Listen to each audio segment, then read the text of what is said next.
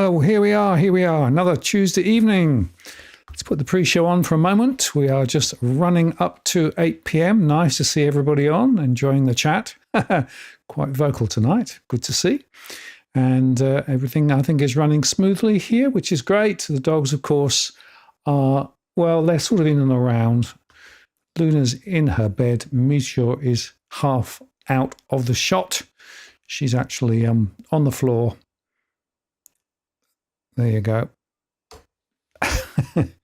There's Meteor. So she's, yes, not playing ball, but never mind. That's just the way things go.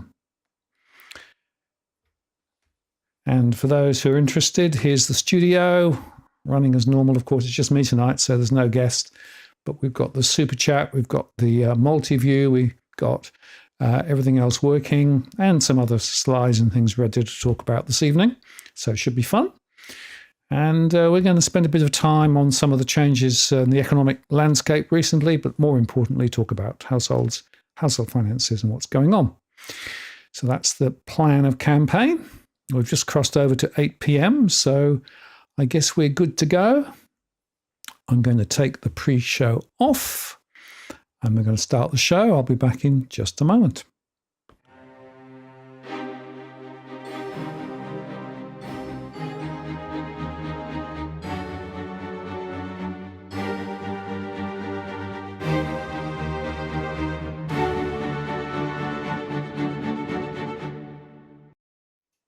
Well, good evening and welcome to this live stream on the 13th of May, 2025. It's Martin North here from Digital Finance Analytics. Great to have you on the show with me tonight. Thanks for taking some of your Tuesday evening out to spend it with me. It's great to see you here.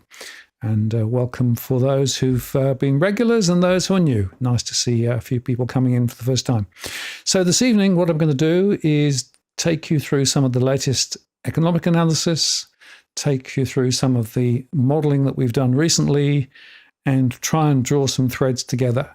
A few people have asked me, why do I keep pressing in on this analysis down at the postcode level? Well, it's because I don't believe that we're getting a full view of what the pressures are on real households across the country. It was hardly covered in the election campaign, and unfortunately, it's still not being covered adequately now. So the purpose of this show is to spend a little bit of time in the depths, in the weeds, but also thinking about it in context more broadly. So to do that, what we're going to do is we're going to start with the update on the market. So you can see here that thanks to Trump and the recent announcements, the markets have shot higher. That's true pretty much wherever you look. Pretty much all markets did very well. In fact, the ASX performed pretty well. The S&P 500 did pretty well too. And if you look around the world, pretty much everything is going up at the moment. What's also going up, of course, is yields. So bond yields are higher as well. And that's going to put some interesting pressures on what's going to happen with regard to, for example, the Fed rate cuts or the RBA cuts. In fact, there's a question in the poll on the chat as to whether you think that rates are going to be cut when the RBA meets next in May. So put your answer in and we'll have a look at that later on. Be interested to see what you think. I find it interesting that the high that the DAX has now got, it's hit another high, which is interesting. So if you compare that, for example, with some of the other markets, you can see the DAX is considerably up relative to where it was. And it is interesting to make some comparisons between that and, for example, what's happening over in the NASDAQ. So the NASDAQ is up. Some of the Magnificent Seven were up. But you can see there that nowhere near as high as they were at the beginning of the year. So that's pretty interesting with regard to what's happening there. And, more broadly, and what I want to try and focus on today is some of the consequences of those things. There was a nice article that Cookie Boy sent to me over quite recently, just highlighting the fact that the tariff shockwaves are rattling the bond market. This is very important because, of course, the bond market is about the cost of government borrowing. As the bond markets continue to put yields higher, it costs governments more, and that's going to put more pressure on many households. And so that's something to bear in mind. And interestingly, when you look at back, there was this question of no magic fix, says Chalmers. So, they're back in power, but there is no magic fix relating to the question of productivity. Productivity, of course, in Australia is falling behind even more than it was. Not much intent at the moment to change it. Interestingly, of course, though, the government debt is rising and could turn $1 trillion by September. And of course, we've still got budget blowouts like the $2.2 billion metro blowout. That's the Sydney New International Airport. Just amazing. We've got costs of wholesale electricity continuing to rise. The demand for producing electricity is higher, and probably that's going to put more pressure on households, of course, as is the high cost of gas. And the gas buyers have been warning of shortfalls. Well, I've been talking quite a lot about the issue with regard to gas shortfalls and the implications. Also, it's interesting just to take the productivity conversation forward. The argument, of course, is that without productivity, the economy in Australia is not going to go anywhere positive. And the question is, can they do anything? The Productivity Commission have been talking about it for a long time. Are they going to make tax reform? Are they going to do the things they should be doing? Probably not. But of course, they will be looking to find ways to tax more. And of course, the tax on superannuation above 3 million is definitely there. The Greens want to drop it to 2 million. Don't think the Greens will necessarily have much power in the Senate this time around, given the numbers, but we'll see. And it's worth just reflecting also that if you look more broadly, net immigration, migration, Australian net immigration is still up again. So it dropped back, but now rising. This is from the latest from AMP. And this was also a very interesting take as well, which I thought was fascinating, which Cookie just sent me. The bank of mum and dad is increasingly at risk of collapse because of soaring living costs and the culture of entitlement in some families where children plow into baby boomer wealth. And there was a new report from MLC suggesting that boomers need to be a little bit careful about this. So is the boomer bank under siege? Well, it could actually be. And that's going to be quite consequential because one of the things that have really helped in terms of maintaining the momentum in the property market has been the way that intergenerational wealth has flowed in through the bank of mum and dad and allowed people to buy. And of course, the question is ahead, what's going to happen with regard to property? And, it's a good question. We'll talk a little bit about the contention between the expectation of higher home prices on one hand and the increased pressure on households on the other. And we're going to see both. We're going to see a horrible contention between property prices probably rising higher with interest rates dropping, but also more pressure on households and more pressure on those trying to get into the market. Just to take all this into account, this data, this was actually published by the ABC, showed that of the 227 sitting MPs, this was before the last election, I think, we found that only 12 declared no property interests. A group of federal politicians who own 3 or more properties is the largest group at 77, and a handful have very large property portfolios. You can see they're the ones at the top of the list. And it's interesting to note that it's colour-coded there by Labour, Coalition, Greens and other. So this is a widespread issue. In other words, there is a vested interest within the political machine to keep property prices rising. And this is one of the things that I think we have to come back to. We need to understand why it is that they seem to, again and again, find more ways of trying to keep the bubble higher. It's because they've got vested interests. And of course, that explains partly then the recent articles. There's been a spate of them. Sydney's $2.4 million future. Average price for houses is going to rise. It's going to rise significantly. They're talking here about, for example, families, key to higher home prices. People take account of school zones, crime rates, safety, and that means that some of the outer suburban areas are perhaps most at risk of prices rising. This was the most recent summary showing that pretty much across the country we're going to see rises in prices. And, articles go on, where will prices be in 5 years' time? Looking for the impossible dream. And this article made the point that it's getting harder and harder to buy because as prices rise higher, and despite some of the policy moves from Labour enabling first timers to buy, the Lenders Mortgage Insurance Program, 5% deposits, all of those things. But it's going to be a heavy lift. And whilst CoreLogic's or Cotality's Tim Lawless says that prices may well rise, there's also a question of whether we're going to get a response from the regulators too. And by the way, NAB is talking about rate cuts, talking about economy booming and talking with rates of maybe below 3%. First-time buyers are likely to push prices higher, according to James Kirby, and especially because of those incentives. And it's also interesting to note that property prices probably will rise as interest rates fall. And ahead of the curve, of course, CBA made some cuts to some rates. If you've got a significant deposit, 40% deposit, you can get cheap rates. Also, just worth noting that unit prices are rising less firmly than houses. Going back to what I said earlier on, houses is where a lot of the battles are. Houses is where a lot of the growth is. But of course, a lot of people cannot afford to get into the housing sector at all, and so are forced into the unit sector. And there are some issues in units, as we'll see shortly. Now, the other factor that's bear in mind, though, it's not all good news with regard to what's going on. This data point's quite interesting. This is actually the credit card data, and it shows that credit card spending is rising. More people are putting more on credit at the moment. That's not necessarily because they're just buying more, because they're not. It's because they're having to. And that chimes with my recent analysis that shows that households are not spending more on a per capita basis. We've got a higher migration, of course, so that's helping. But effectively, we've got more people struggling. And here's the clue as to why. I've shown this chart before, but it's worth looking at it again. Look at the 55 years of property prices relative to household income. It's way off the mark.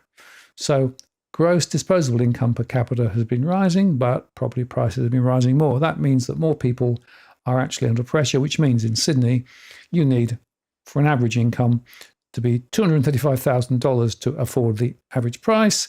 Adelaide is second most unaffordable, and that would require 47.7% of average incomes. In Sydney, it's 57.9% of average incomes. So there's a problem there. Perth is also, in some difficulty. Adelaide, though, I watch and weep because their locals in Adelaide are being priced out left, right and centre.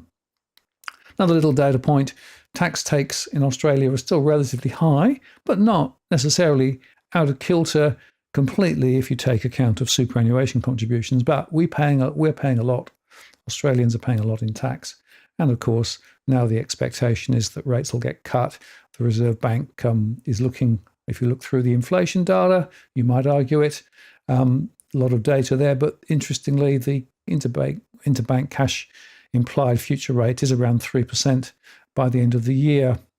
Now, that isn't necessarily what's going to happen. I would make the point that there are some, changes, particularly to bond yields, which suggest that it may not be anything like as much. The fact of the matter is that we are still seeing inflation above where it was. It will be even higher if it were not for the fact that we are actually subsidizing through taxpayer money power, particularly power support, the electricity rebates and things like that, as well as the support for the rental sector as well. And all of this means that there are significant pressures. I made a show the other day called We, the Taxpayer, Saved the Inflation Day, or did we? So have we done enough to keep inflation low enough to help the RBA argue for a rate cut? We'll see. Meantime, of course, renters are the centre of the gravity when it comes to all the issues. I made a show called Renters Thrown Under the Bus. And by the way, if you want any further data to show just how out of kilter things are, credit is growing very fast. According to the latest data, housing credit rose by 0.5% over the month. And you can see there that the amount of credit is rising, and that translates to the average minimum mortgage repayment dropped very, very slightly according to Westpac data. But nevertheless, the bottom line is we've got this debt to income ratio very high. We've got savings balances being eroded, and yet we've got home prices rising. This is the Cottality data showing that in Sydney, over $1 million median value. And in Melbourne, again, a little bit of a rise over the month. And you can see there that nationally speaking, further rises. And the point I want to make is you've got this massive pull in two directions. You've got the high migration, stoking demand. You've got property investors now thinking to come back into the market possibly, but you've also got people struggling. And so this pressure is where we've got this massive contention. And, if you look at it, here is the data from, again, Cotality or CoreLogic. You can see there that there's been quite strong movements up and down. Not all markets are the same. Sydney and Melbourne looking a little less than bright over the past 12 months. Melbourne is down. Regional Victoria is down. Canberra is down. But you can see there that over in Perth, 10% higher over the year. Regional Western Australia, 13% higher over the year. So, it depends how you look. By the way, rentals are still rising, but not quite as quickly as they were. And that's translating to growth and net rental yields.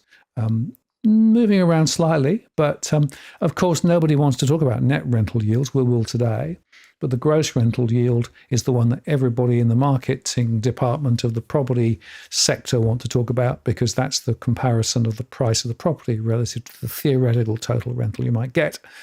Around 3%, maybe around 4%, although in many places, as we will see, households are seeing net rental yields, which is the real return compared with cash money coming in and money going out for things like real estate management and maintenance, all those other things, as well as interest on the mortgages. So net rental yield is hardly spoken about, should be. It's where the rubber hits the road.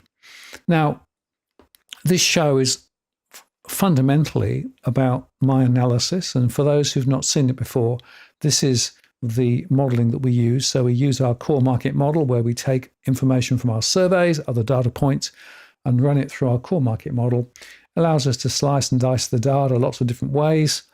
And we can look at it at a granular level, down to a postcode, of course, which is what we're going to do today. And we can also take a view as to where markets might move based on scenarios, future scenarios of where property prices may run based on where we think rates are going to go and all those other things.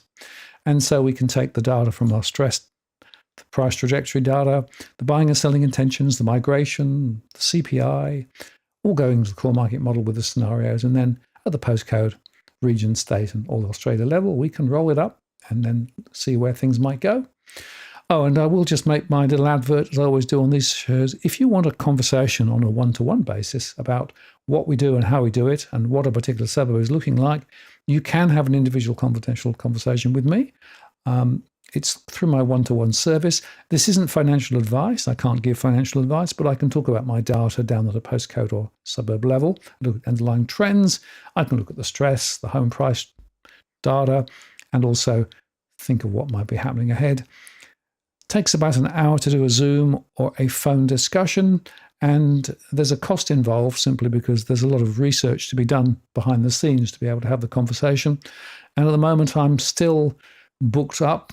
3 to 5 weeks typically is what I need between booking up and having the conversation. And if you're interested, go to the DFA blog, use the information there to contact me, and I'm very happy to have a conversation about it.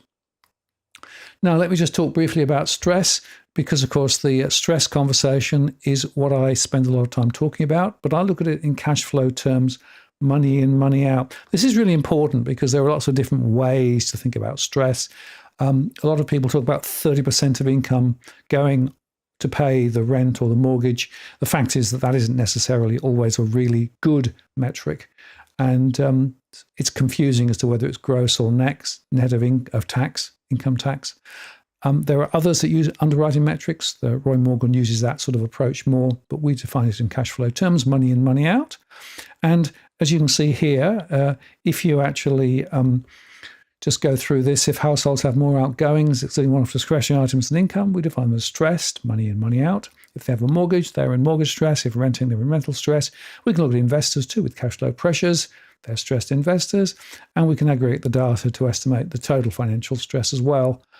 And generally, I have the view that we can look at percentage of households and counts. The latter is probably a better view because it's the law of big numbers.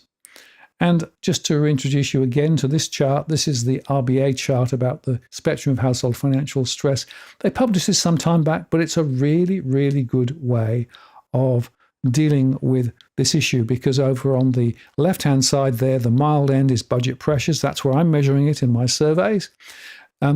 Some households will just continue in budget pressure land for a long period of time, but some will drift over into missing payments and then ultimately move to insolvency. The insolvency levels are still quite low, partly because the banks are extending and pretending with people, moving on to interest only, extending the terms of mortgages, all of those things. But there is a journey between budget pressures and insolvency. Not everybody takes that journey. Some people can claw their way out or sell, and a lot of people are selling with property prices moving up. But I measure it at that early point, because my argument is that if you are actually in the situation where you actually have financial pressures, then unless you change your behavior as a household and start making different decisions, then you're going to get into more difficult land later. And quite often people refinance thinking that's going to solve the problem. It doesn't. They grab more loans, buy now, pay later, even payday loans sometimes, as well as other types of loans. They borrow, perhaps pull more equity out and try and do that. But my point is, this is a problem, a structural problem. And whilst interest rates are likely to come down at some point, not sure when, the question is, will it be enough to get people out of difficulty? Now, looking at this month's data, and this is just a quick recap for those who saw my earlier show, the overall story with regard to stress at the end of April is that rental stress is at 75% of the households in the rental sector. In other words, 3/4 of households who are renting have cash flow pressures of some sort. In the mortgage sector, it's 50%, 50.1 actually, come down very slightly, but it means that half of those with a mortgage have cash flow pressures. And just to bear in mind that the RBA says the debt-to-income ratio is coming down slightly to 181.9, but that is artificial because it includes all households, whether they've got a mortgage or not. If you look at those just with a mortgage, debt-to-income ratio is a lot higher than what it says there. It's closer to 6, 7, or even 8 times. A lot of new loans being written at 8 times at the moment. This was the data I shared earlier with regard to the states, and you can see there in yellow where there was a lift from last month, and you can see there that there was a lift in the Northern Territories, Victoria, Western Australia. There was a lift in rentals in Northern Territories and Victoria, and stressed investors went up in the ACT, New South Wales, South Australia and Victoria, and financial stress was higher in the Northern Territories and Victoria. Now, I will say the Northern Territory is a very small number, so it moves around quite a lot. But the story of Victoria continues to worry me. That's where a lot of the pressures are. A lot of households are in difficulty. And you can also look at it by segments as well.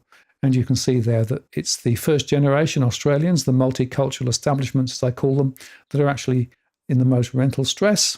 So a lot of people coming to the country are renting and getting into difficulty.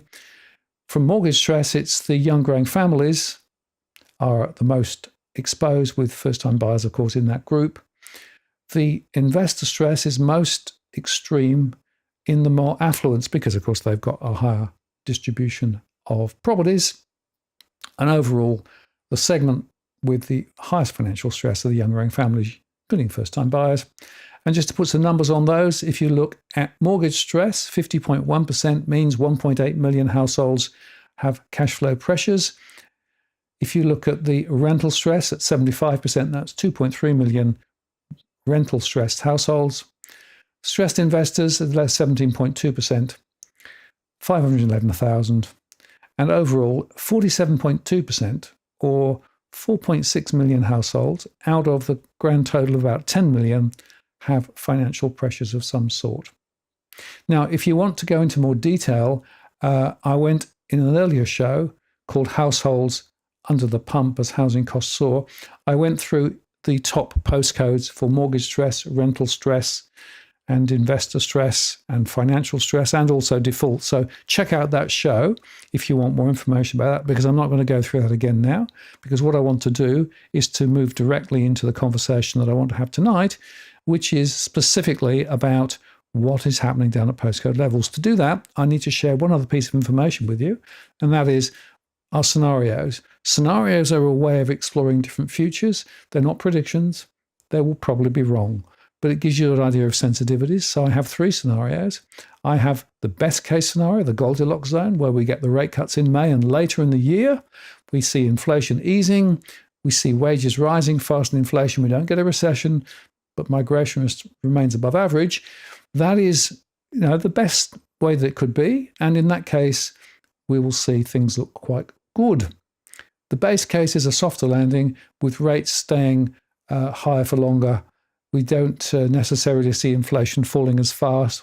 We do get some rate rises perhaps later, in fact, and stay above target until 2026.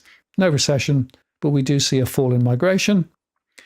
And the worst case, the nightmare scenario, is we've got higher rates for longer, inflation steps up again, unemployment rises, wages growth stalls, and the second order of the trade issues begin to touch Australia, and we get recessionary stuff locally and migration drops. Now, those are just 3 scenarios. I'm not saying they're the only scenarios, but they are the 3. And that then allows me to translate them directly into this snapshot down at the postcode level. And this snapshot is essentially the way of getting into the detail when it comes to what's going on. You can see here the snapshot that I'm showing here with regard to the analysis. This is actually for Wollongong. I do this particular one every time, and you can see here that we've got things like the households and what's going on with the count of households. We've got the proportion in mortgage stress. We've got some scenario work in terms of where prices might run. We've got the mix of properties. We've got the gross and net investment yields, and we've got the taxable income, which translates into what disposal monthly income and what proportion is going on the mortgage repayments. And we've also got the question of, is it multiple incomes in a household? That's when the little multi-flag comes up that you can see there. And you can see here in this particular postcode, we have 40.8% who are in difficulty, and that's pretty significant. And what I can do is to cut across to the, let me just do this. Whoops, just 1 second. I need to make a couple of changes, move that to there so I can see that. Yeah. And I can then cut across to that one. Oh, that didn't work. Hang on. That's funny. That one. There you go. Push the wrong button. Sorry about that. So this is the spreadsheet that's running the same data as I just showed you. And the beauty of this is now I can put other postcodes in and we can examine it. So, for example, I was asked to look at this particular postcode. Hi, Martin. Thank you for your excellent research work. Could you include Nambucca Heads 2448 in your housing survey? Cheers, Alf. So, Alf, here is one for you. Let's go back to there. Okay, so this is 2448. Okay. So the first thing to note is it's 4,400 households in the postcode. That's based off the census from 2021. I have adjusted some of the census data because I know that in some areas population growth has been significant since 2021, but not universally so. You can see here that a lot of people own outright in this particular postcode. Relatively small numbers, 22% are borrowing and 28% are renting. You can see that only 11% are in mortgage stress. And you can see there that there's a lot of rental stress in the area, though, at 90%. You can see that 78% are houses, small number of the types of property and units. We've got a people ratio of 1.91, so that's telling me that there are perhaps some older, maybe 1 or 2 person households as well as families. The vacancy rate was a little higher than some other areas at 9.6%, but that was related to the census. The census was done, of course, at the end of COVID. And so it might be a little artificial, or it might be things like second homes or investment properties or Airbnb. Gross investment yield is 3.4%, which is pretty much line ball where it is. But the net investment yield, that's the comparison between the rental income and the rental costs for the property, is negative 1.8%. So people are losing money on average if you're an investor in this area. And you can see here that the taxable income was $56,000 from the ATO, $48,000 from the census, which gives us a disposable monthly of around $3,300, with 54.2% going on the typical mortgage and 44.8% going on the typical rent. And from a scenario perspective, you can see there that the story is that in the best case scenario, prices will rise. And, knowing what we know now, that's perhaps the most likely scenario. If in fact we don't get the rate cuts that we were expecting and the economy begins to drift lower, then there's a bit of a fall. And if the worst case happens, then it could drop dramatically. I'm going to focus more on the best case scenarios in the conversation today, because I do think that we are going to see prices rising. So that's that one. Let me move on to the next one that I received. This is, again, people who asked me beforehand what they wanted me to look at.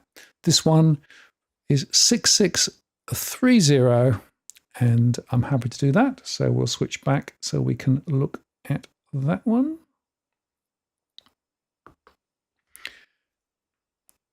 $6,330. So this is Mount Melville in the district of Calgary, with 15,600 households, 38% owning outright, 35% borrowing, and 26% of renting. You can see there that mortgage stress is at 44%, which is somewhat high. You can see I've shaded it. When it goes above a certain level, it's shaded. Investor stress, not too bad, but rental stress at 66% is very high. You can see there it's mostly houses. You can also see there that the people ratio is slightly higher, so that's probably some people with families as well as individual households. Vacancy rate was quite high at the time of the census. Gross investment yield is 4.1, negative net investment yield just minus 0.4. Average taxable 63,000 compared with 70,000 for the household.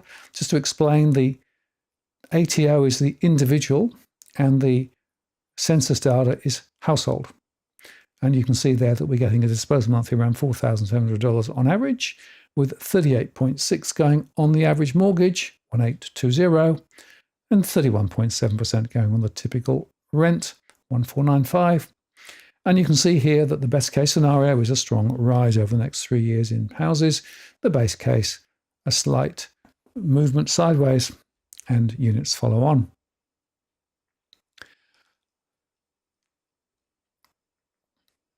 So cutting back to the next one, this is postcode 2304. Just putting that in now and cutting back to it. So 2304 is in the district of Newcastle, Mayfield. And here we have 6,900 households, 25% own outright, 35% of borrowing, and 39% of renting. Again, mortgage stress is pretty high, 70% of those are with a mortgage, 58% renting or in rental stress, and a small number of stressed investors. Overall financial stress is 50%. And the financial stress metric does have an impact on the trajectory of scenarios as well and where prices may go. 75% of houses, 5.8% of units, and some other types of property, like, for example, living over shops and other commercial premises, or indeed in other types of properties, for example, smaller huts and caravans, those sorts of things. People ratios above 2, vacancy rate 6.7, gross investment yield is 3%, net investment yield is minus 1.6%. Again, I'll highlight all three postcodes we looked at so far have had net negative investment yields, which tells us something about the state of investment properties. Taxable income was $65,000 from the individual ATO data for the year 21-22, $82,000 from the census. The multi-flag comes up. That's because multiple incomes are feeding the mortgage. And that means that the disposable month is around $6,000, with 37.4% going on the typical mortgage at 2250 and 31.5%, 1894, going on the typical rent. And I would highlight that we continue to see these numbers above that sort of theoretical 30% of income, which people quote as being mortgage stress. Okay, we'll go on and look at the others. Just to say, I will look at the chat and get those from the chat shortly, but I'm just going to cover the ones that people asked for beforehand first so that I can tick that box and then we can move on. So looking at the next one, Bryden asked for Queensland postcode 4119.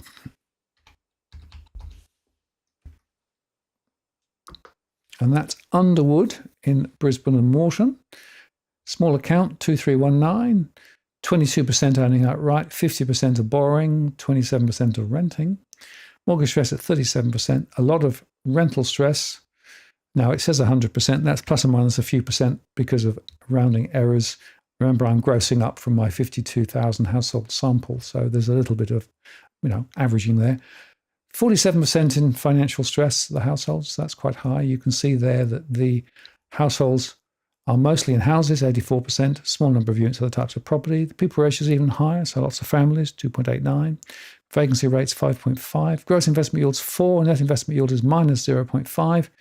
Average taxable, 65,000 from the ATO, 103,000 from the census, giving a multi-flag, which gives a multi-income disposable level of about $7,000, with a third, 33.3, going on the mortgage, 2340, 28.41993 going on the typical rent. And you can see here the best case scenario for houses is going higher as units, and even the base case, maybe a small fall, but a bias to the upside on this particular postcode. Okay, let's go back to look at the next one. So Daryl asked for postcode 6230. This is in the Bunbury SA3, including Bunbury, Carey Park, and a whole bunch of other places there too.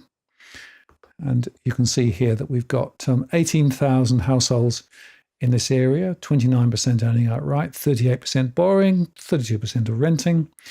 Mortgage stress is high, 73.9. Rental stress is high, 83.3. And I'm seeing this across a lot of Western Australian postcodes now with high levels of mortgage and rental stress. Overall financial stress at 61% is one of the higher ones we've seen. And you can see here we have 80% houses, some other units and types of property there. The people ratio is above 2. Vacancy rate was quite high. That could be some second homes and holiday homes in that area, possibly. Gross investment yield is 3.7. Net investment yield minus 1.2, so negative again. Average taxable 72,000. Household census 76,000, giving a disposal monthly around 5,500, with 33.1% or 1,820 going on the typical mortgage, and 27.2 on the typical rent at 1497. Sorry, 1495. I'm making the numbers up. And you can see here that the scenarios are best case scenario, further rises, base case, a slight fall in the next 2 or 3 years.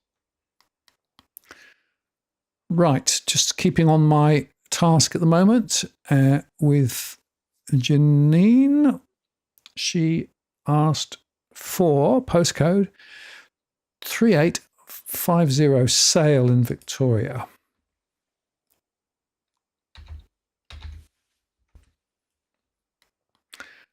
Okay, let's put that one up. And here we've got 6,700 households, 35% owning outright, 31% borrowing, 32% renting. Mortgage stress at 81%, rental stress at 71%, financial stress at 51%. Unfortunately, a lot of mortgage stress in Victoria too.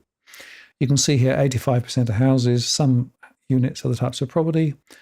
Vacancy rate's quite high. The people ratio is just above 2, so some families. Gross investment yield's 3, net investment yield minus 1.7. Average taxable 67,000, 69,000 from the census, giving a disposal monthly of just over $5,000 with 31.1% or 1,560 going on typical rent.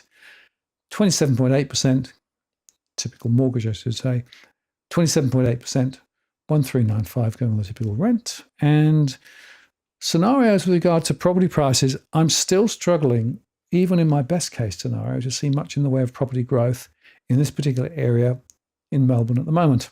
You can see it's pretty much line ball, and the base case would be a more significant fall. Going to the next one, WA 6163, which is Samson. And there are 23,000 households, a third borrowing, a third owning, I should say, 39% borrowing, 27% renting, mortgage stress, 75%. Again, another example of high levels of stress in these high growth corridors in Western Australia. 75% of houses, some of the types of property in the location, people ratios showing families, 2.13, vacancy rate, 8%. Gross investment yield is 4.2. Net investment yield, it's positive, 0.3% positive. Looking at the taxable income, 74,000, 85,000 from the census, giving a multi-flag, giving us a monthly disposal of more than $5,900, with 36.7% going on the typical mortgage, 2178, and 29.4%, 1745 going on the typical rent. And scenarios are positive for home prices in that particular area. Now, Anthony asked me to tell a tale of two different towns. So the first one was 3450, which we're going to put in now. And that gives us Castlemaine. And there we've got 3,400 households, half own outright, 26% borrow, 23% rent. We have mortgage stress at 64%, rental stress at 60%, some financial stress there. We have 92% houses. We have a people ratio of 1.8. We have a vacancy rate of 9. We have a gross investment yield of 3.1, net investment yield negative, minus 0.9. We have average taxable, 61 versus 57, giving a disposal monthly of 4,000, with 40% going on the typical mortgage, 1,634, and 36%, 1,495, going on the typical rent. So that was the first one. And then he asked for 3,465, which is Maryborough in Victoria. And there we have 4,700 households, 47% owning outright, 27% borrowing, 24% renting. We have 87% in mortgage stress, 9% in rental stress. We have higher financial stress. We have 89% houses. We have a low people ratio, 1.92. We have vacancy rates, 9.7. Gross investment yield, 3.1. Net investment yield, minus 1.3. Taxable income, 52,000. Household census, 47. And you can see here, disposal month is 37, 34, 1,284, 1,196. So whilst at a superficial level, these two might look different, from a price point perspective, the dynamics are relatively similar, which I think is quite interesting. Okay, next one from Leanne, 4566. Just going to take a swig. Hang on.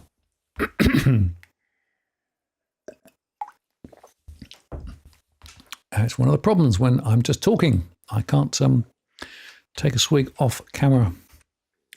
Noosa Ville, 4023 households with a half owning outright, 26% borrowing, 23% renting, 15% in mortgage stress, 71% in rental stress, some financial stress, but not as much as in others, 60% houses, units, 10% other types of property there too, very high vacancy rates, second homes, Airbnb, investment properties, part of the story, I think. Gross investment yields 4.3, net investment yield positive 0.2, average taxable 84,000, census 72,000, disposal monthly of 4,700, with half going on the typical mortgage. Meteors scratching the carpet, you may hear it in the background. And investing 51% from a rental perspective, 2,441. It's one of the reasons why stressed investors are doing reasonably well, I think. So that's that one. Okay, the next one is 2536, which is Catalonia.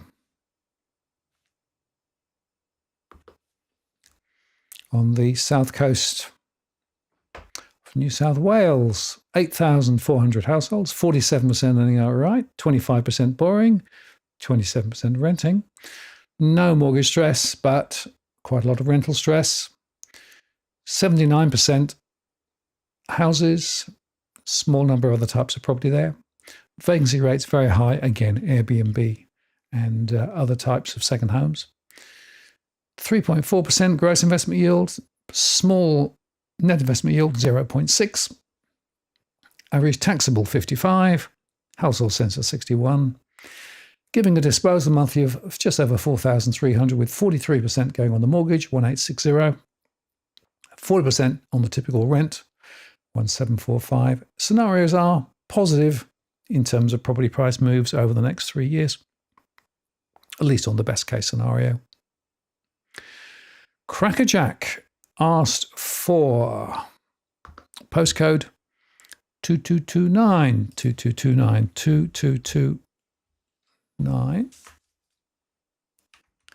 which is Caringbah. It's in the district of Sydney, practically in the Cronulla area, Sutherland.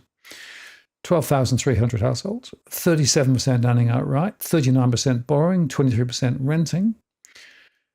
Just a small number in mortgage stress, but rental stress at 89% is very high. Some investor stress, overall financial stress at 31%. 53% of houses, more units, of course, and other types of property in this area. Quite high people ratio, so that's going to be families. Vacancy rates were quite high too. Gross investment yield 3.4, net investment yield is minus 0.9. Average taxable 98,000.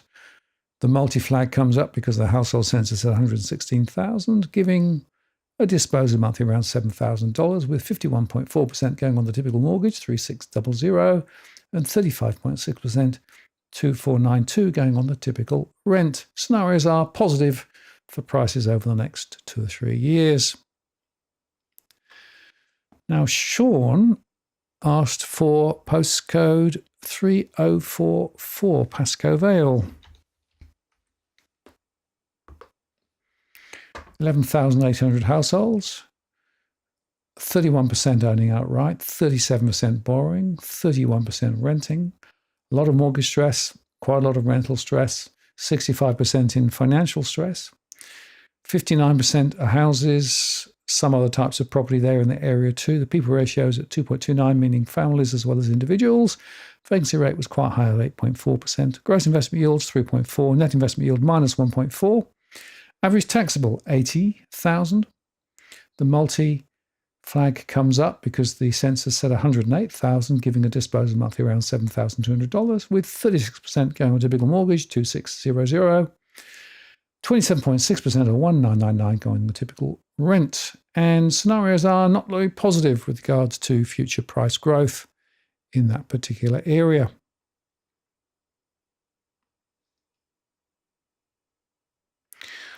Okay, so that's pretty much all of the ones that I came across from the comments in the earlier shows. And what I'm going to do now is I'm going to have a look on the chat.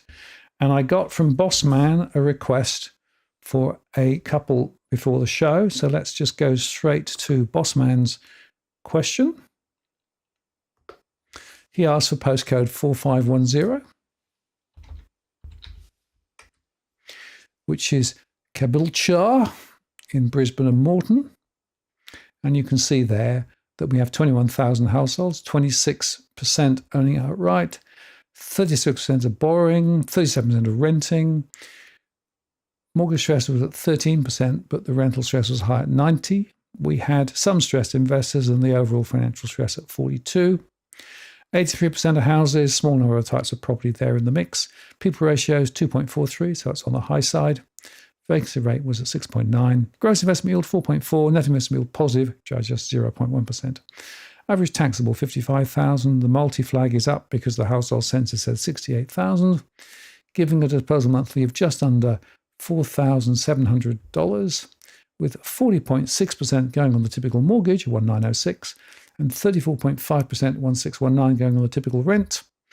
And I will say that when you're seeing some of these households with slightly lower levels of disposable monthly income, the percentages are much higher than those with bigger incomes generally. If you're looking at the scenarios, you can see there that the scenarios in the best case are very significantly higher over the next 3 years. The base case, sideways. Now, we also got asked from Bossman for postcode 4519. And that was Biwa. So Biwa is again in Brisbane and Moreton, 3565 households, 32% earning outright, 43% borrowing, 24% renting, very small number in mortgage stress, highly rental stress, though 100% in my numbers, 34.9% in financial stress. 88% of houses, small number of types of property there. The people ratio is high, so that's families, 2.52. Vacancy rates above 5. Gross investment yields 4.3%. Negative investment yield of minus 0.2%. Average taxable 61,000. The census said 79,000. The multi-flag comes up, giving 5,300, which means 38.8% going on a typical mortgage at just over $2,000 a month, and 36.2% at 1,944 going on the typical rent. Scenarios are price growth in the best case scenario, going sideways on the other scenario, which is, probably more likely, frankly, but we'll see. I guess the truth is nobody quite knows what the RBA is going to do. I just have a feeling that the RBA may not be going to cut as dramatically as people were thinking about. Right, I'm now looking at the chat. I'm just going down the chat to see what I can see and see whether there are other questions that people would like me to look at, or indeed look at the postcode questions. What do we got?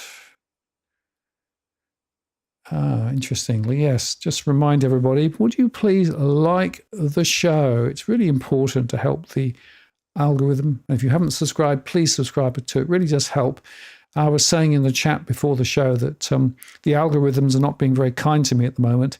I deliberately style my shows like I do, not to sort of maximize the algorithm. If I got angry and, if I got more abusive and all those things, I'd probably get more algorithms support, but I am doing it the way I want to do it. So that means that I'm really reliant on those who like and share. And so it's really important that we actually do that, please. And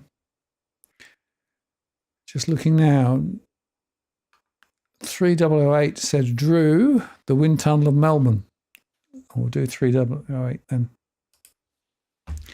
I can remember walking around Melbourne in a gale and getting nearly blown off my feet, and the cold. Oh, it was so cold.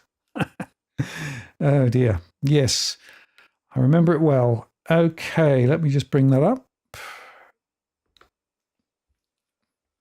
Going to remove Drew's comments.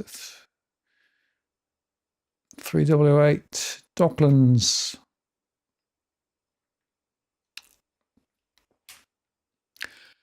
Right, 8,100. 13% earning outright, 19% borrowing, 67% of renting. 40% in mortgage stress, 80% in rental stress, 70% in financial stress, 32% of stressed investors. So there's a lot of people there underwater, as we'll see in a second. Mostly units, of course, in that era, you'd expect that to be the case. People ratio is very low, so a lot of individuals, as well as maybe couples. Vacancy rate was very high. Of course, Airbnb, short-term rentals and all those things there too. Gross investment yield is 4.3, but net investment yield is negative, minus 0.8. There are a lot of people losing money, hand over fist, in the Docklands area. Average taxable A6,000. The census said 101,000. The multi-flag comes up with the disposal monthly around 7,400, with 32.2% or 2,400 going on the typical mortgage and 27.5%, 2,048 going on the typical rent. Looking at the scenarios, because of this pressure on the unit sector, even in the best case scenario, there's not much here in the way of price growth over the next 2 or 3 years, and the base case would be a more significant fall. So I think that tells you all you need to know about this particular one. There are a lot of people who have actually done very badly because of the investments that they made out in and around Docklands. And of course, the pressure is remaining. Okay, Lee asked for postcode 2464.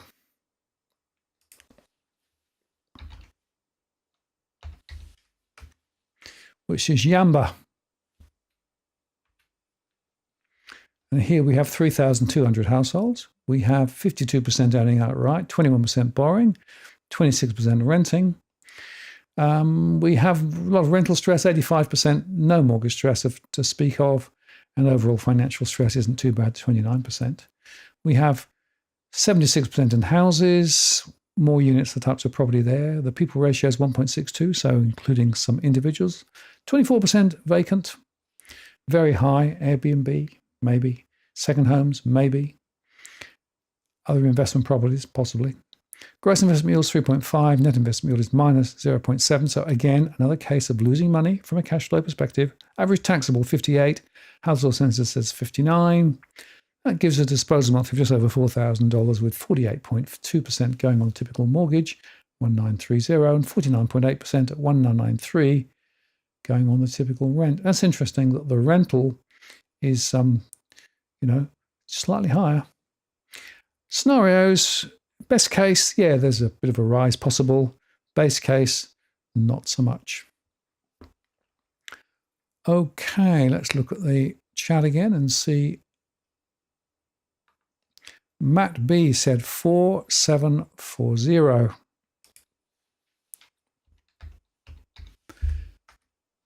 Mount Pleasant. Only it says Pheasant there, which is not quite right, is it? Mount Pleasant.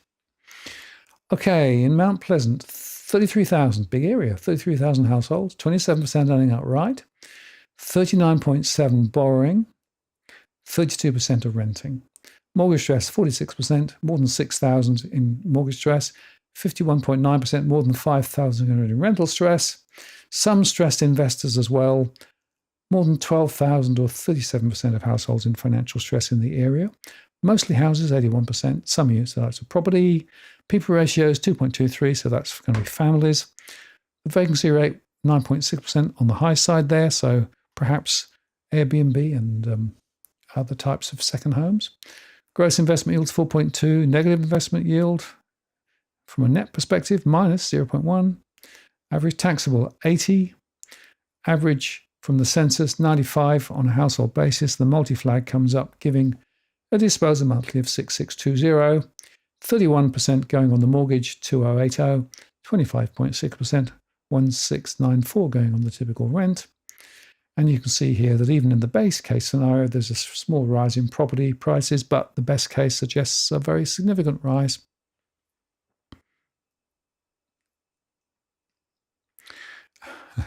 This is not pre-recorded. This is live as you go. So just to be clear, this is me chatting now live, just in case you had anyone think that this is all pre-recorded. Forget it. This is me and the chat.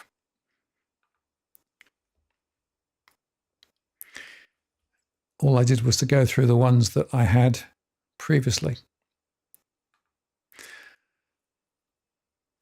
Wiggler says, Bairnsdale 3875.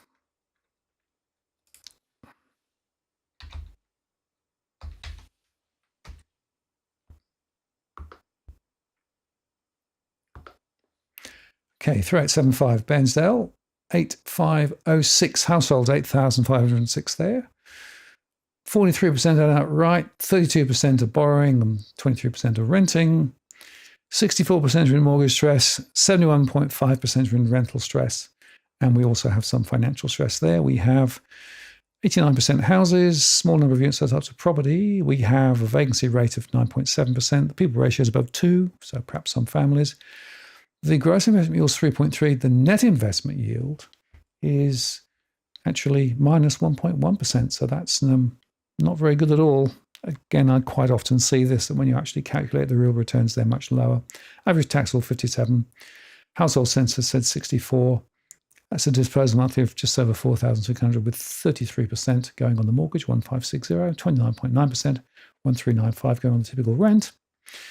And from a scenario perspective, even in the best case, I struggle to see much price growth in the time ahead.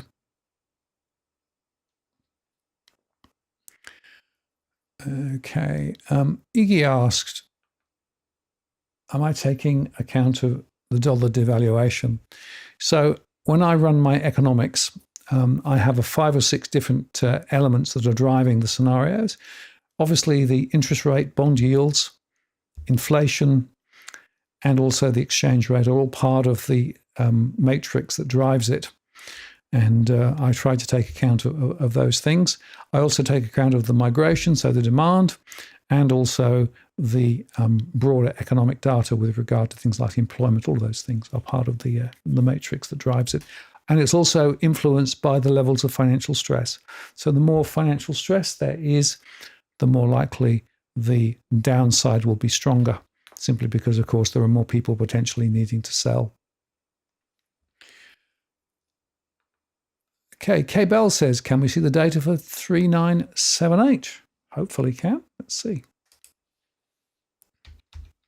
I have more than 2,000 postcodes in, so generally they come up. Small ones don't always. Where we are. Let's have a look. Yep. Clyde is the area. Casey South, Melbourne Southeast. 14,000 households, 7.1% owning outright. Look at this, 69% are borrowing. This is a massive mortgage belt. 23% are renting. And you can see there that 10% are in mortgage stress, 75% are in rental stress, some stressed investors as well. You can see we've got mostly houses. We've got a very high people ratio, so a lot of families, more than 3. We've got a vacancy rate of 3.2%. We've got a gross investment yield of 3.6. The net investment yield is still negative, minus 0.6.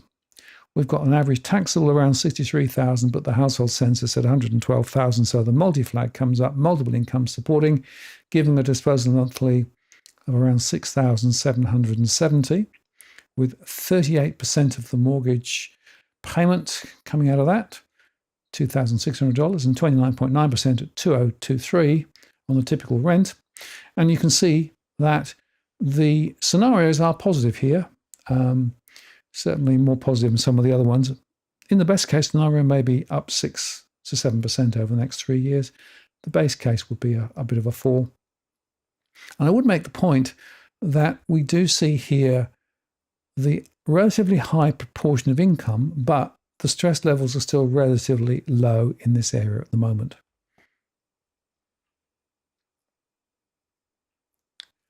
Okay. What else have we got? Seeing whether there are any others. Yeah. Be chic.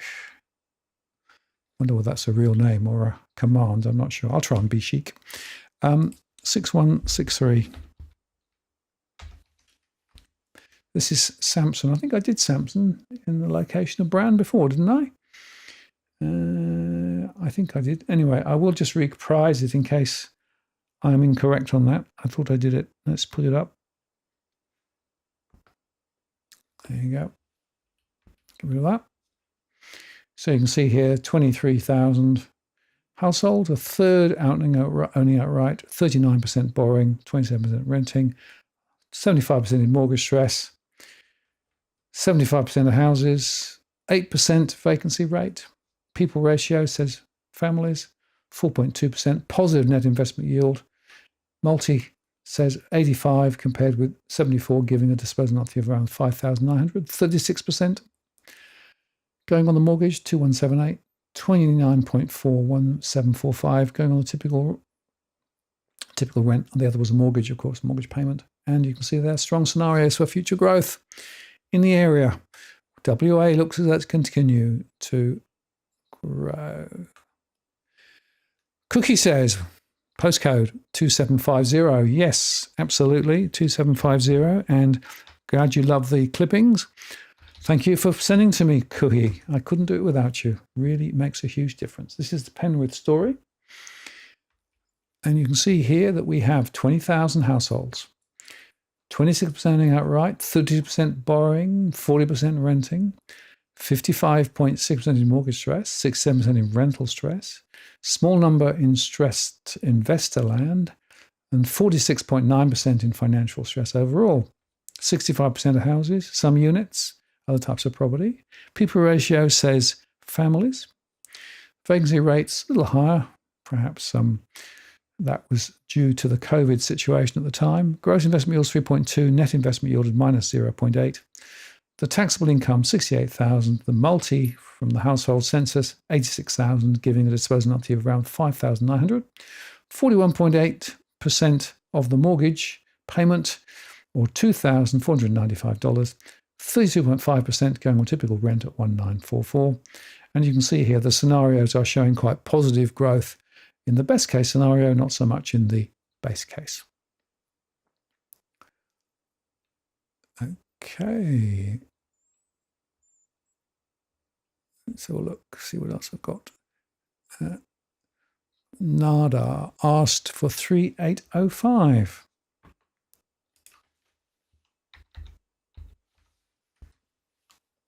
Narrow Warren, one of my favourite postcodes, not least because, of course, it pops up quite near the top of the list quite often. High growth corridor. 19,300 households with 24% earning outright, 53% borrowing, 22.7% renting, 94% in mortgage stress. Oh, that's very high, more than 9,000 households. 92% in rental stress, more than 4,000 households. Stressed investors are 15%, and overall financial stress at 74.9%. Mostly houses, 92%, small number of types of property there. People ratio very high, so again, example of families living in this area, as you would expect. The vacancy rate at 3.3, very low.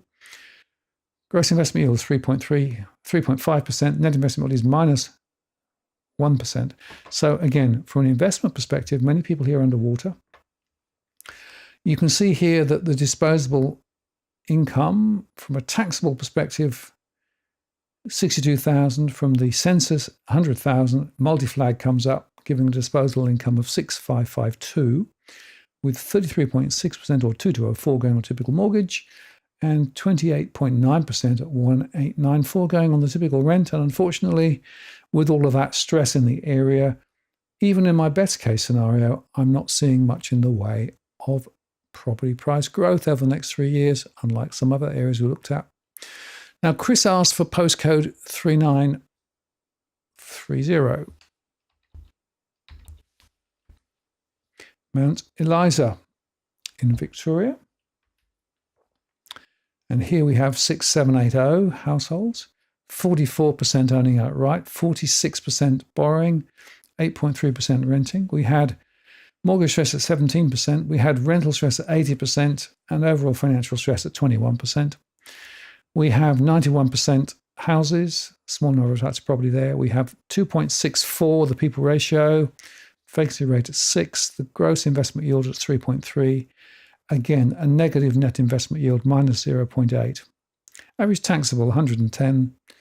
Household census, 132,000. Multi-flag comes up, 8,057 average disposable monthly income, giving 38.7% or 3,120 on the typical mortgage repayment, and 31.7, 2,550 going on the typical rent on a monthly basis.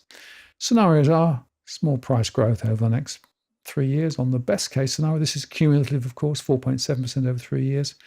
Not so much on the base or worst case.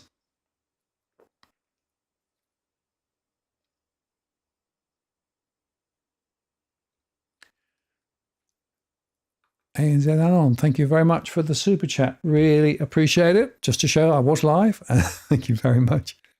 And then you also asked for 4570, which I'm going to put up now, 4570. Thank you very much, super chat. Really appreciate those who do support us on the channel here. It makes a huge difference in terms of being able to do what we do here.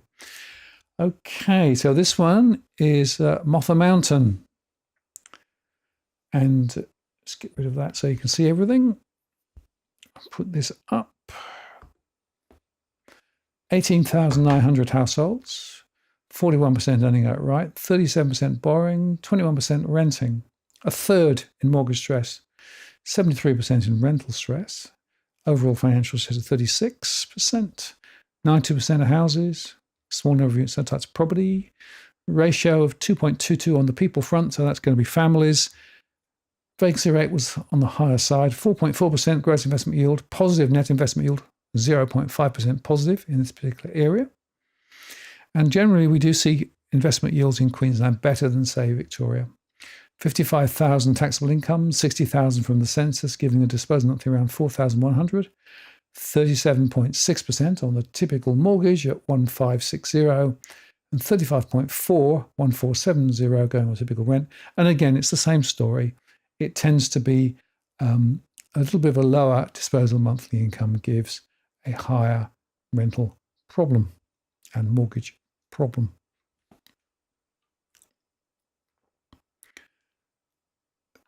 Okay, next one, TNN 5214. I think that's the first Adelaide exploration, so thank you for that.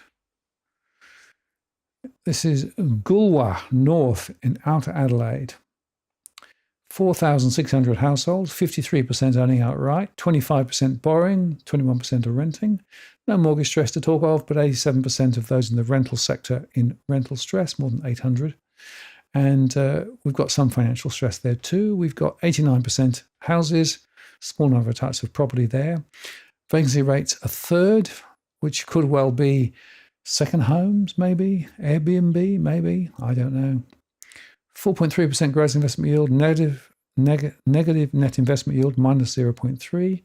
Average taxable 51, household census 48,000, giving $3,200 with 44.6 or 1438 going on the typical mortgage and 42.8, 1380 going on the typical rent. So again, it shows you as we have more compression on disposable monthly income, the proportion going to pay the mortgage or rent tends to go up.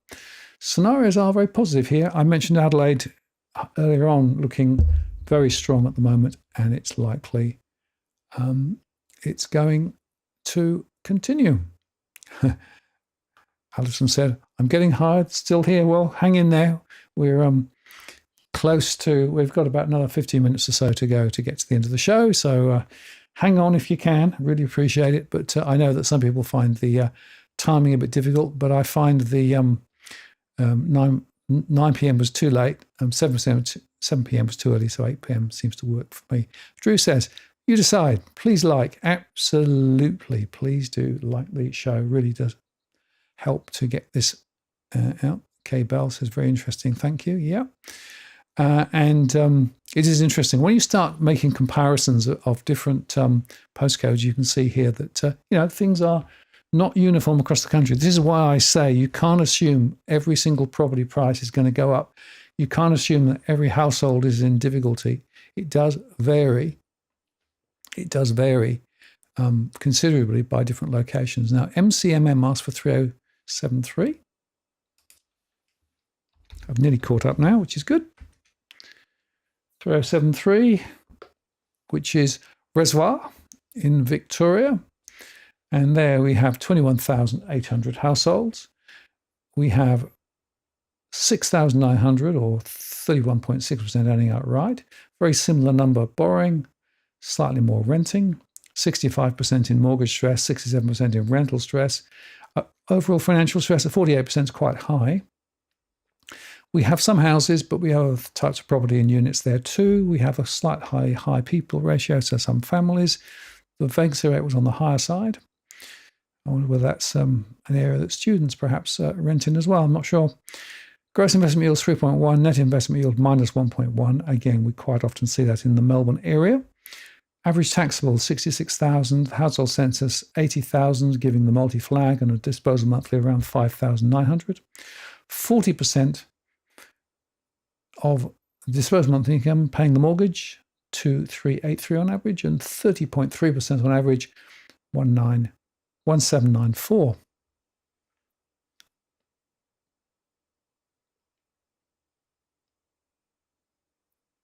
Cookie Boy makes a point. The Fed calls on rate cuts have now, whoops, push the right button. There we go. Yes, exactly. The Fed was sort of sitting on the sideline, but now it's being kicked out. That could have a profound impact on other central banks as well, by the way, and maybe even the RBA. So I'm going to look at the poll now because that's going to be quite interesting and say, do you expect to see rate cuts in May? Interestingly, we've got 38% saying yes, a rate cut in May is likely.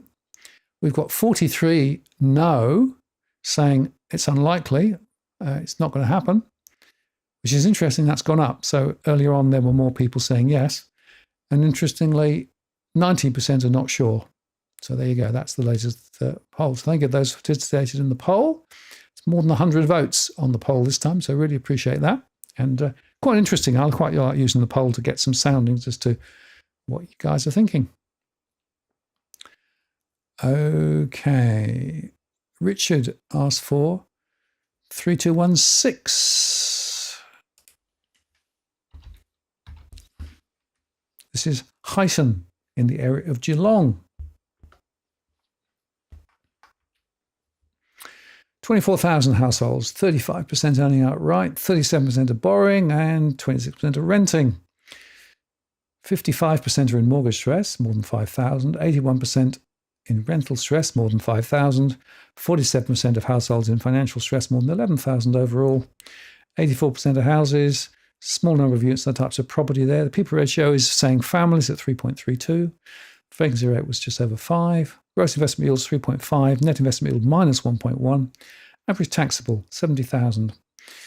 Census data said 89,000. The multi-flag comes up because it's higher, giving a disposal monthly around $6,000.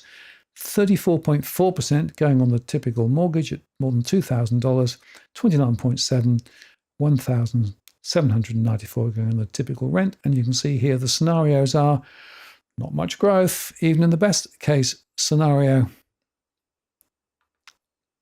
Now, Zwas asked for 5159. Happy Valley. I love Happy Valley. Very good. Just get rid of that. Different Happy Valley from the BBC series, I might add. Okay. 13,500 households. 35% owning outright. 52% borrowing. 12% renting. 27% in mortgage stress. 90% in rental stress. 8.7% in investor stress land and 27% in financial stress overall.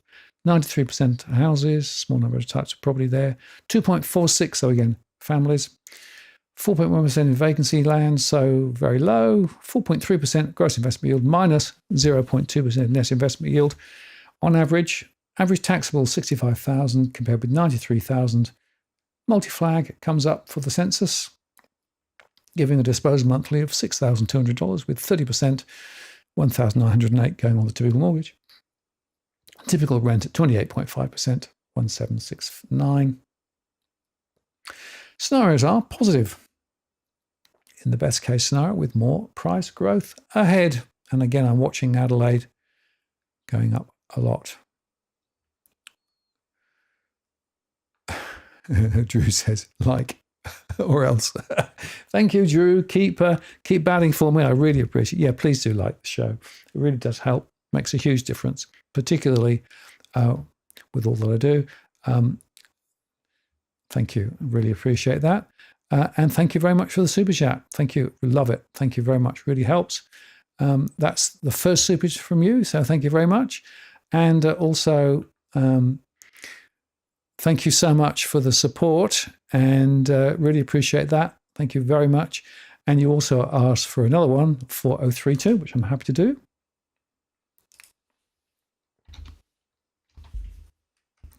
So this is Chermside West in Brisbane and Moreton. And thank you very much for the super chat. Really appreciate it. 8,500 households, 23% owning outright, 24% borrowing, 52% are renting, 62% in mortgage stress, 65% in rental stress, overall financial stress, 53%. 42% of houses, lots of units and types of property there. The pupil ratio is a little bit lower, so maybe some individuals and couples as well as families. The vacancy rate was a little higher, 6.4%, so possibly second homes and things like that there, I'm not sure. 4% gross investment yield. Net investment yield is positive, just 0.1%. It's one of the lower ones in and around Queensland, I think. 68% is the average taxable. $68,000 is the average taxable, I should say. 82,000 is the census data. The multi-flag comes up, giving a disposal of around $6,000, with 36.9% or $2,263 a month going on the typical mortgage, and 31.3% or $1,918 a month going on the typical rental payment. Scenario is looking quite positive for growth in the scenario where we don't get any rises in interest rates and we get rate cuts coming in quick succession. Zoas asked about Linga and Dye Ridge. I don't know. I did a quick search, couldn't find it. So maybe it's one I should look up later when I've got more time. So couldn't see it. Okay, well, we've caught up, which is great because we're quite close to the end of the show now. And so it's worth me just going back to a couple of other little points I wanted to make. One of them is that the story of scenarios is quite interesting. And I will just share with you my scenarios for the main states. So this is an aggregate higher than I shared previously, but it gives you a bit of a flavour of what's going on. So let me just put that up. Go there, go slides. Yeah. So this is WA. You can see here that the best case scenario for WA overall is a 21% rise over the next 3 years. The other two, of course, less positive. Units pretty much following on. You can see that if I go to Queensland, the best case scenario is a 90% rise over the next 3 years. The other scenarios, of course, are less positive, units following on. You can see there that South Australian prices, 20% over the next 3 years, best case scenario. And again, flat base and a fall, worst case scenario, units following on, you can see there. If we look at New South Wales, 13% over the next 3 years, best case scenario. And the others less positive. You can see there, and units following on as well. And if we go to the ACT, 8% best case scenario, worst case, and the one in the middle is a bit of a fall possibly, but I'm probably biased now more to the best case scenario because of what I think the RBA is likely to do. And you can see there that even Tasmania is looking for a small rise, 6% over 3 years. The base case and worst case is a more significant fall, and units following on as well. And if we look at the Victorian scenario, 5.5% over the next 3 years, best case scenario, but a bigger fall, of course, than some of the other states if things go pear-shaped, and units following on. I also did the NT, although I mentioned before the NT is, well, frankly, difficult because the scenarios are based on very small accounts, but nevertheless, you can see there 21% best case, and the worst case, a bit of a fall. So it gives you a flavour. And just to be clear, I am saying that there is definitely a scenario where prices go up from here. Depends on the broader economics, but I'm certainly not only calling for price falls. I am saying there is a path to higher prices. Now, as towards the end of the show, I just want to come and just leave a couple of final messages with you all, because those who are actually struggling, and there are a number who actually struggle, it is worth getting help, and it's very important to get help from the right sources. So I recommend the National Debt Helpline, 1-800-007-007, government-backed, of course, very busy at the moment. They get a lot of calls, but they can actually help. So if you have a debt problem, it's worth talking to them, and that's whether you've got a mortgage or whether you've got a rental problem.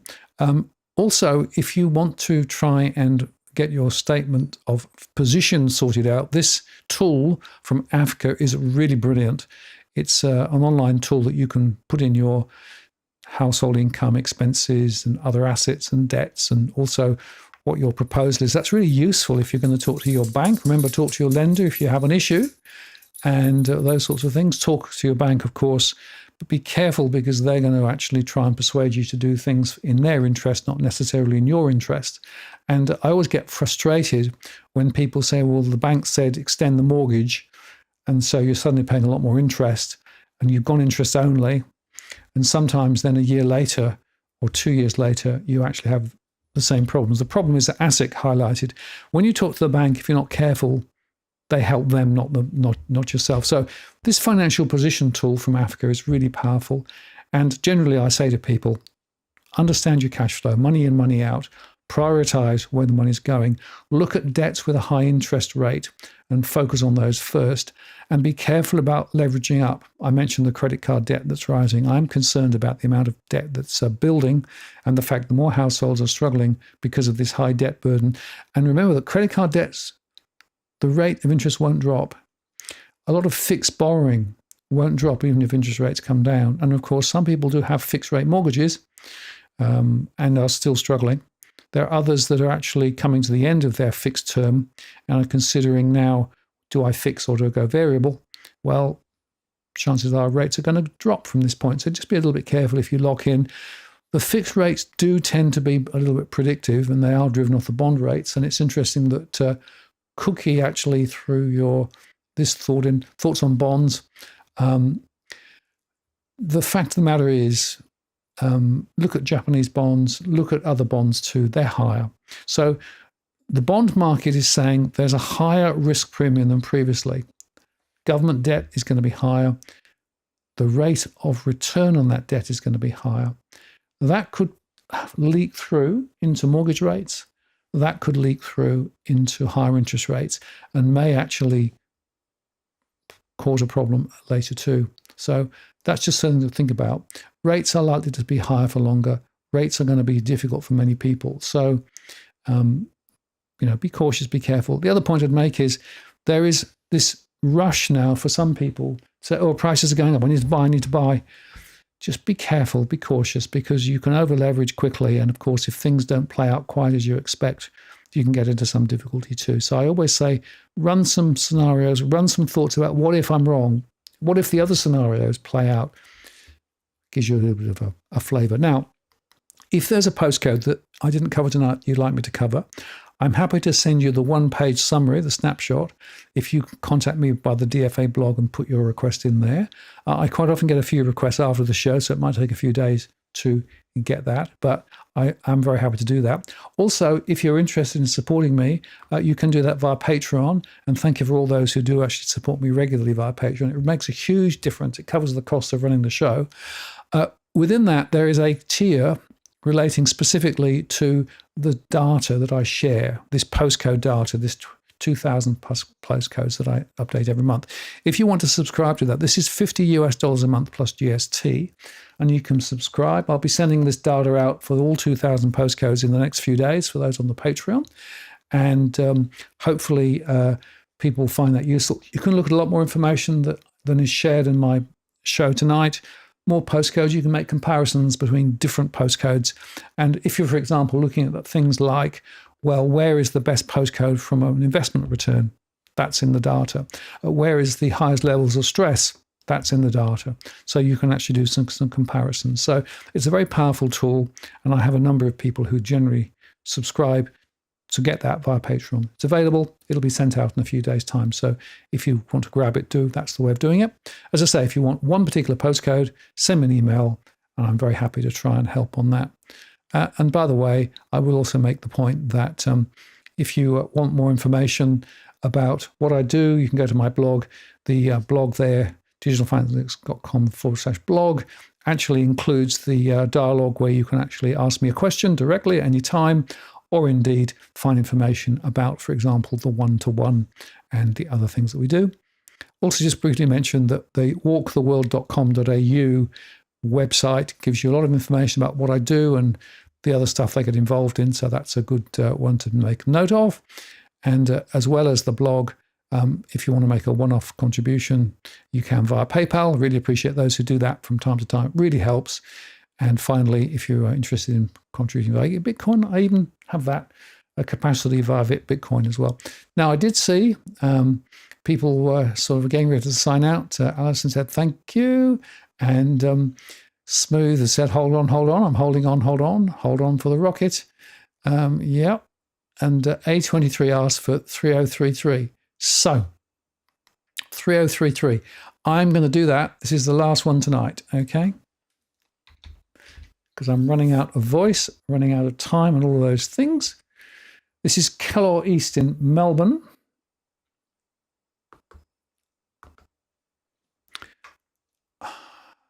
Okay. Keller East in Melbourne. 5,800 households, 46% earning outright, 34% borrowing, 90% renting, 14% in mortgage stress, 66% in rental stress, 11% in stressed investor land, and overall financial stress at 22%. 80% of houses, some of the types of property there too. People ratio is high, so that's going to be households.